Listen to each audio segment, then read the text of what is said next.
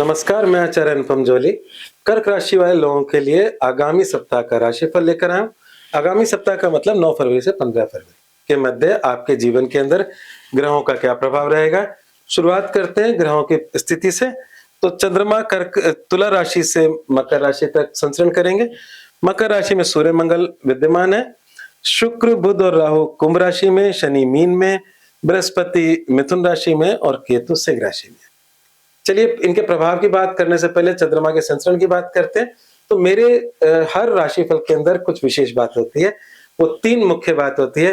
किस दिन रहें सावधान, क्या है आपका मूल मंत्र और क्या है इस हफ्ते को शुभता करने के लिए उपाय। तो ये तीनों मेरे स्लाइड के अंदर होते हैं। तो सबसे पहले जो दिन आपके लिए कष्टकारी है उसकी बात कर लेते हैं। तो सप्ताह की शुरुआत का पहला दिन जो 9 फरवरी है वो थोड़ा बहुत कष्टकारी है। 9 फरवरी में आपकी राशि से चौथा चंद्रमा होगा। चौथा चंद्रमा मन की अशांति देता है, मन में खिन्नता देता है, कुछ परिवार के अंदर संबंधों में डिस्टरबेंस देता है और चिंताएं बनी रहती है।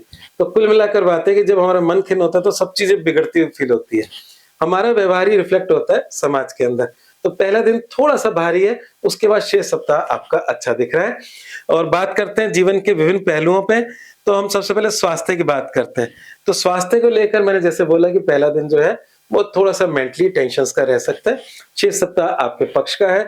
और स्वास्थ्य के लिहाज से अगर हम देखें तो आपकी राशि पर मंगल और सूर्य की दृष्टि है, जो कि कहीं ना कहीं आत्मविश्वास, शक्ति, बल प्रदान करती है। हालांकि मंगल की नीच दृष्टि है, पर कर्क राशि नीच की मंगल दृष्टि में भी मंगल के साथ अनुकूलता दिखाता है। तो इसलिए कोई दिक्कत नहीं है। हाँ, राशि में जब मंगल गुजर रहा होता है तब जरूर चिड़चिड़ापन, गुस्सा और क्रोध नीच नीच के मंगल का रहता है।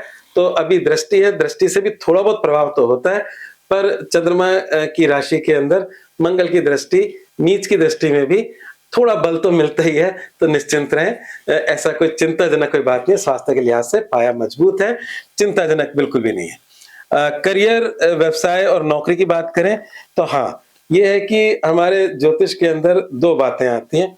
एक नौकरी पेशा लोग होते हैं और एक बिजनेसमैन होते हैं। तो दोनों के लिए कभी-कभी चीजें बदल जाती है। तो जो प्रेजेंट समय चल रहा है वैसे तो कार्य क्षेत्र के विस्तार का है, क्योंकि मंगल उच्च का है और मंगल आपके कार्य क्षेत्र का स्वामी है। उच्च का होकर कार्य क्षेत्र को आशीर्वाद दे रहा है। पर फिर भी कार्य क्षेत्र के विस्तार के साथ साथ अगर हम दोनों को अलग करें तो नौकरी पेशा लोगों के लिए समय बहुत ही अच्छा है। बिजनेसमैन जो है उनकी मेहनत दिख रही है, कार्य क्षेत्र में विस्तार दिख रहा है, पर अनुकूल परिणाम बहुत ज्यादा नहीं दिख रहे। तो बिजनेसमैन वाले जो लोग हैं उनको थोड़ा सा धैर्य रखना होगा। प्रेजेंट समय में कोई जल्दबाजी का निर्णय मत लीजिएगा। जल्दबाजी के निर्णय में ही हानियां होती हैं अक्सर। तो बस बिजनेसमैन को थोड़ा संभल के रहना है। नौकरी पेशा के लिए समय गोल्डन पीरियड चल रहा है। बात करते हैं आर्थिक स्थिति की। तो आर्थिक स्थिति की भी हम बात करें तो जो शुक्र है वो आपके अष्टम से गुजर रहे हैं और थोड़ा बहुत धैर्य रखना होगा। नौकरी पेशा में तो सैलरी फिक्स होती है, उनकी यही इच्छा होती है कि सैलरी बढ़ जाए। तो अभी बढ़ने वाली स्थिति नजर नहीं आ रही। कोई गुप्त फायदे हो सकते हैं तो हो जाएंगे। और बिजनेसमैन के लिए मैंने जैसे कहा कि ये समय कोई खास अच्छा नहीं है। तो अभी फोकस मेहनत पे करें, आगे के डेवलपमेंट पे करें। जरूरी नहीं कि अभी कोई बहुत अच्छी आर्थिक लाभ आपको मिल जाए। बात करते हैं प्रेम और विवाह संबंधी खानों की। तो प्रेम और विवाह की अगर हम बात करें तो प्रेम संबंधों का जो स्वामी है मंगल है और विवाह के अंदर उच्च का है और ये स्थिति अभी कुछ समय से चल रही है। तो इसमें 2 बातें आ रही हैं। पहली बात तो यह है कि अगर किसी के अफेयर की बात है दैट इज गुड, उसके लिहाज से समय अच्छा चल रहा है, बढ़ चढ़ के चल रहा है। ऐसे अवसर भी प्राप्त होंगे।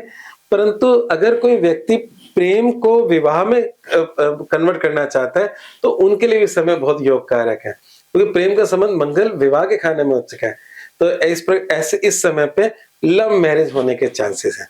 और अगर हम वैवाहिक जीवन की बात करें तो वैवाहिक जीवन के लिहाज से भी ईश्वर कृपा से समय ठीक ही है। आपका जीवन साथी का जो ये समय चल रहा है वो बहुत शक्तिशाली समय चल रहा है। तो जो भी आपका जीवन साथी है उनके जीवन के अंदर इस समय उन्नति का काल चल रहा है, एक एनर्जी का काल चल रहा है। और आपका जो शादी का लॉर्ड है शनि, वो आपके भाग्य से कनेक्टेड है।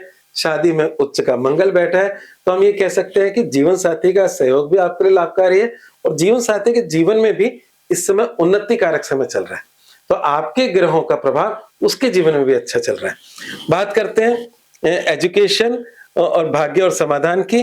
तो हम एजुकेशन की बात करें तो शिक्षा के लिहाज से जैसे कि मैंने कहा बताया कि 3 खाने होते हैं, कॉलेज, रिसर्च और आपका हायर एजुकेशन।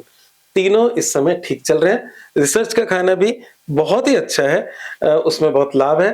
तो तीनों खाने बहुत अच्छे चल रहे हैं। तो समय अभी हर प्रकार से अनुकूल सा दिखता है, पर चूंकि अभी थोड़ा बहुत शुक्र का अष्टम से गुजरना अच्छा नहीं है।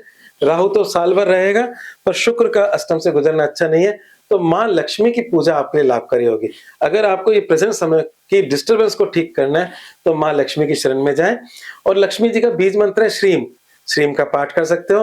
अदरवाइज श्री सूक्त के पाठ होते हैं, कनक धारा स्तोत्र के पाठ होते हैं। किसी भी तरीके से माँ लक्ष्मी जी की पूजा आपके लिए सदैव लाभकारी रहेगी। कुछ समय तक तो रहेगी क्योंकि शुक्र अभी आपके अष्टम से गुजर रहे हैं। अब बात करते हैं इस पूरे सप्ताह को शुभ करने का जो हमारा चमत्कारिक उपाय होता है वो क्या है? वो है काले उड़द की दाल का दान करें। क्यों करें इसका भी कारण बताया। तो शनि अष्टम का स्वामी है, जिसको हम लॉस का भाव कहते हैं। लॉस के भाव का स्वामी आपके भाग्य भाव से कनेक्टेड है, और इस समय काले उड़द की दाल का दान करना लाभकारी रहेगा। एक काले उड़द की दाल में एक अच्छी बात यह है कि राहु के लिए भी ये दान होता है और शनि के लिए भी दान होता है। राहु अष्टम से गुजर रहा है और शनि अष्टम का स्वामी भाग्य में है। तो अगर मन में दोनों ग्रहों को याद करके दान करते हो तो आपके लिए बहुत ही अच्छा होगा। ये दान आप किसी को भी कर सकते हो, जरूरी नहीं किसी मंदिर में करना है या किसी ब्राह्मण को देना है, या आप किसी को भी कर सकते हो। आप अपने घर में मेड को कर सकते हो, किसी को भी, किसी भी जरूरतमंद को आप दे दें, आपको लाभ ही मिलेगा। और मूल मंत्र क्या है? जल्दबाजी में कोई बड़ा निर्णय ना लें। जैसा कि मैंने बताया कि अभी कुछ शुक्र का अष्टम से गुजरना ये कहता है कि जल्दबाजी का निर्णय शैतान का निर्णय है, आपका नुकसान का निर्णय है। तो थोड़ा सा जो भी निर्णय लें सोच समझ कर लें।